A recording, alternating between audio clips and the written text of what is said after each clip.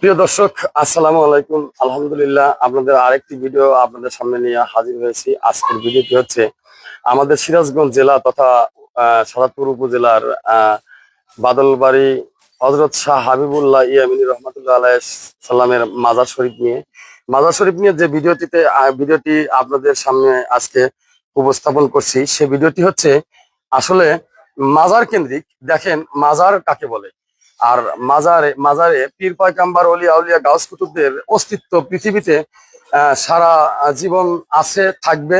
এবং তারা যে অলৌকিক ক্ষমতার অধিকারী, তারা যে অলৌকিক ক্ষমতা নিয়ে পৃথিবীতে বিরাজমান, সে বিষয়ে আজকে আপনাদের সাথে কথা বলবো। আসলে 2,24,000 পীর পয়গাম্বার ওলিয়া আউলিয়া গাউস কুতুব পৃথিবীতে এসেছে। সেই 2,24,000 পীর পয়গাম্বার ওলিয়া আউলিয়া গাউস কুতুবদের অস্তিত্ব অস্তিত্ব পৃথিবীতে আছে এবং থাকবে। আর এই অলৌকিকতার মাঝেই আমাদের ইসলাম ধর্ম তথা মুসলিম জনগোষ্ঠী আমরা একতাবদ্ধভাবে পীর পয়গাম্বার ওলিয়া আউলিয়া গাউস কুতুবদের খেদমতে নিয়োজিত আছি। যারা পীর পয়গাম্বার ওলিয়া আউলিয়া গাউস কুতুবের সাথে নিয়োজিত আছি, তারা আসলেই কতটা কতটা পীর পয়গাম্বার ওলিয়া আউলিয়া গাউস কুতুব ভক্ত হতে পারে। দেখুন, এই যে একজন ওলিয়া আউলিয়ার উত্তরসূরি বলা চলে, যিনি এখানে আছেন, এনার সাথে কথা বলি। আসলে ইনি আমাদের এই হাবিবুল্লাহ সাহেবের মাজারে খেদমতে আছেন। বাজান, আপনি এখানে কি অবস্থায় আছেন? আমার একটু খাবার দরকার, একটু থাকার দরকার, তাই থাকি আর খাই। বুঝলেন? এক মুঠ খাবার দরকার, এক মুঠ থাকার দরকার, তাই খাই আর থাকি। আমরাও বাজান আসলে আসলে ইনি এখানটা আছে আসলে স্বাধীনভাবে। আসলে ওনার মোসাফির অবস্থায় উনি আছেন। আসলে মোসাফিরের গুরুত্ব কথাটি যখন উনি ওনার নিজ জবানে বলেছেন, আসলে মোসাফিরের গুরুত্বটা একটু আপনাদের সামনে তুলে ধরতে চাই। আল্লাহ তাআলা রাব্বুল আলামিন আমাদের পবিত্র কোরআনে একটি কথা নির্দেশ করেছেন যে পৃথিবী থেকে মানব গোষ্ঠীর 3 শ্রেণীর মানুষের দোয়া মহান আল্লাহ তাআলা রাব্বুল আলামিনের দরবারে সাথে সাথে কবুল হয়। বলার সাথে সাথে কবুল হয়। তার মধ্যে একজন হচ্ছে মুসাফির। মুসাফির শব্দটি এমন একটি শব্দ ইসলাম ধর্মে, যার অস্তিত্ব এতটাই প্রকট যে যা ভাষা দিয়ে বোঝানো সম্ভব নয়। এবং আসলে এটা আমাদের মুসলিম ধর্মে এর অস্তিত্ব অনেকটাই বেশি। যাই হোক, প্রিয় দর্শক, আসি মূল আলোচনায়। আজকের মূল আলোচনা হচ্ছে এই মাজার কেন্দ্রিক বিষয়। আপনারা দেখবেন, এই যে দেখুন, মাজারে অনেক অনেক অনেক অনেক চুলায় রান্না হচ্ছে। এই যে এদিকে আসুন, এদিকে দেখুন, অনেক চুলা। এই যে এখান থেকে এই যে এই চুলাগুলিতে সারাদিন রান্না হয়।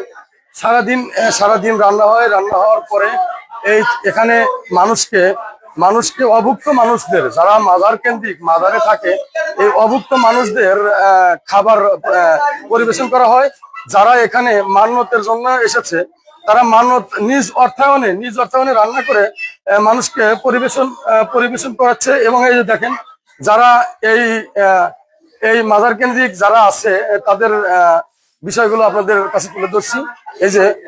এই যে দেখুন, প্রিয় দর্শক, এই যে রান্না হচ্ছে, এই রান্নাগুলো এরা নিজেরা খাবার জন্য নয়, এরা অভুক্ত মানুষদের খাবারের জন্যই। এই যে দেখেন, এই যে প্রিয় দর্শক, এই যে দেখেন, এই যে এরা রান্না করছে বাসা থেকে এসে নিজ অর্থায়নে রান্না করে। এখানকার যারা মাজার কেন্দ্রিক মানুষ আছে, তাদেরকে খাবার খাওয়ানোই এদের মূল উদ্দেশ্য। এবং এরা এই খাবার খাওয়ানোর মধ্য দিয়ে আল্লাহ রাসূলের খেদমতে এরা এই পীর সাহেবের কাছে মানত করছে। এরা এই পীর সাহেবের কাছে মনের কথা খুলে বলছে। এই পীর সাহেবের মাধ্যম দিয়ে এরা আল্লাহ রাব্বুল আলামিনের কাছে এদের মনের কামনা বাসনা প্রকাশ করছে। এই যে দেখেন, এই যে এরা বাসা থেকে সবকিছু নিয়ে এখানে এই যে দেখেন, এরা এখানে রান্না করছে। এই যে দেখেন, এই যে এখানে রান্না করছে। এরা এগুলা এখানে রান্না করে এখানকার মানুষদের পরিবেশন করে। আর আসলে প্রিয় দর্শক,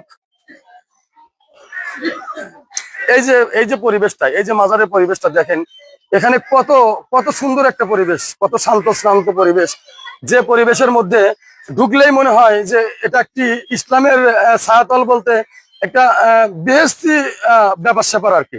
এটাতে ইসলাম এতটাই সমর্থিত যে আসলে এটা না বললেই নয়। এই যে দেখেন প্রিয় দর্শক, অনেক দূর দূরান্ত থেকে আমাদের ভাইরা আসছে এখানে, এই যে মাজার কেন্দ্রিক,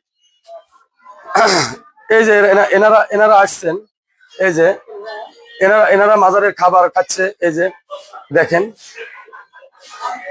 প্রিয় দর্শক, এই যে আরেকজন সাধু বাবা আছে, এই যে এই আরেকজন আসছে। ইনিও হচ্ছে এই মাজারের একজন মানুষ। আসলে এরকমই, এই মাজারটা এরকমই যে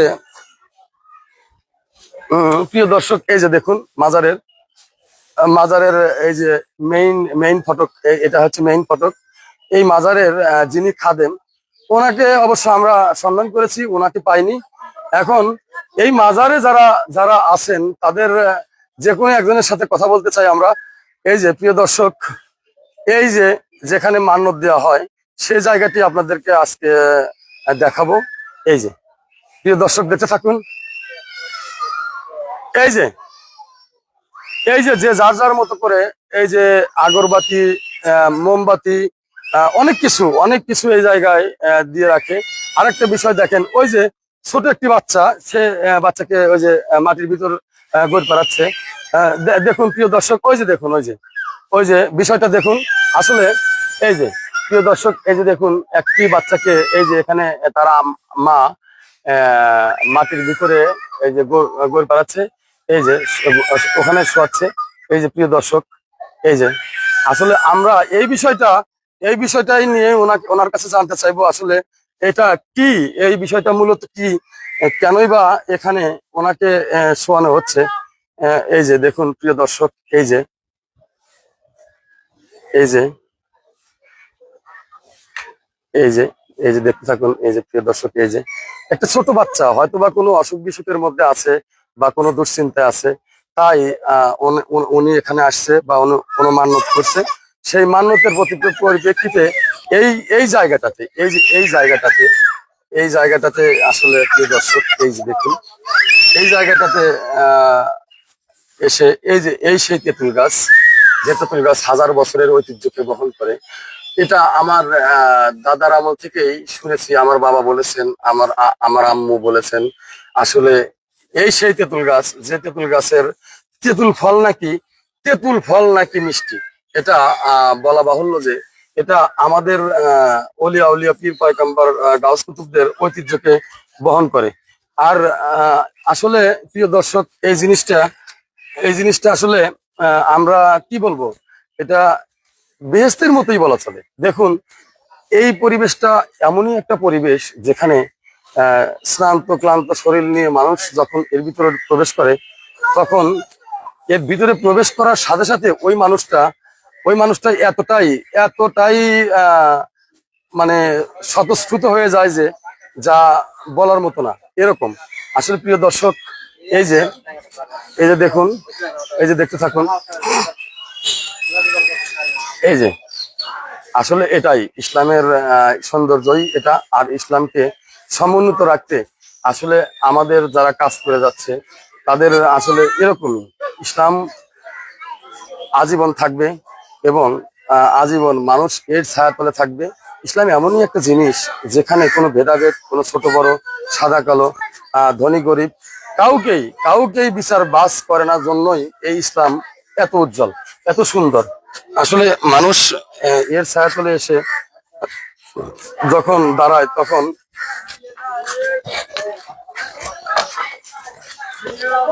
প্রিয় দর্শক,